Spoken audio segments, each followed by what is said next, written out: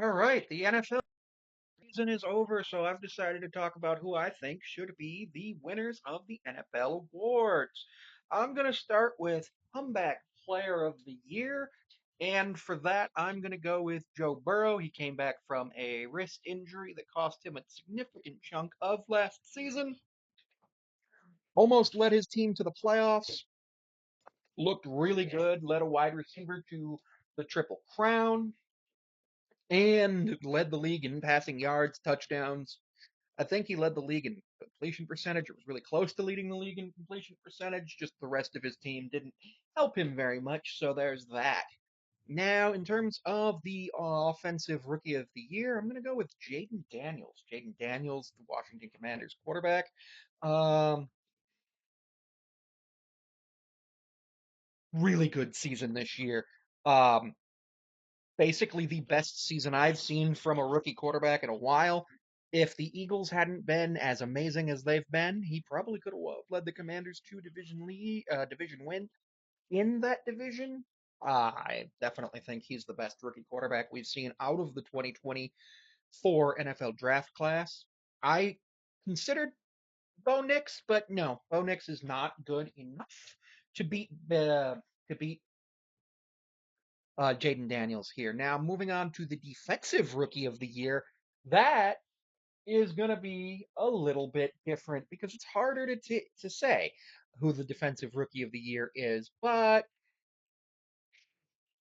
there's some pretty good. NFL.com has some pretty good guys who could be, and I'm actually just going to go with the guy that they say at plus 1,000 and Jared Verse because he's on the Rams, and I think he's going to actually be the guy who is able to do well with both defending the run and defending the pass. Now, I pay attention to a lot to offense as opposed to defense, just because the defense is a much more difficult thing to pay attention to and see who's doing well. Whereas if with offense, you immediately know who's doing well and who's doing poorly.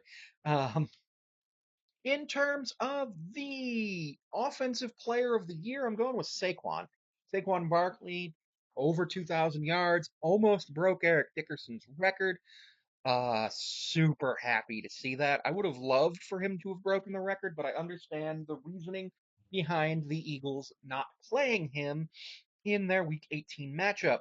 You don't want to risk injury in Week 18. You want your guys ready and healthy for the playoffs. So the record, yeah, I can see wanting it, but it wasn't worth it. In terms of the most valuable player, that's going to Josh Allen. Josh Allen is going to be the MVP this season because he led his team to a 13-4 record. He is the longest active starting streak of quarterbacks in the NFL right now. First quarterback in NFL history with 20 or with 40 touchdowns for 5 seasons in a row. So, yeah. Yeah, that's going to be that. For coach of the year, for coach of the year, I'm actually going with Dan Campbell.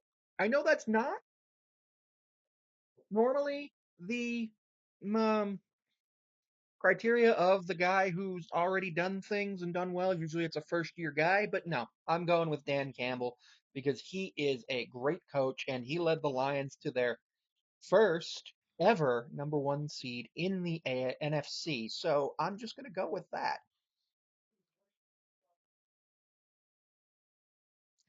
I'm not going to tell you who the fan of the year will be or the Walter Payton man of the year.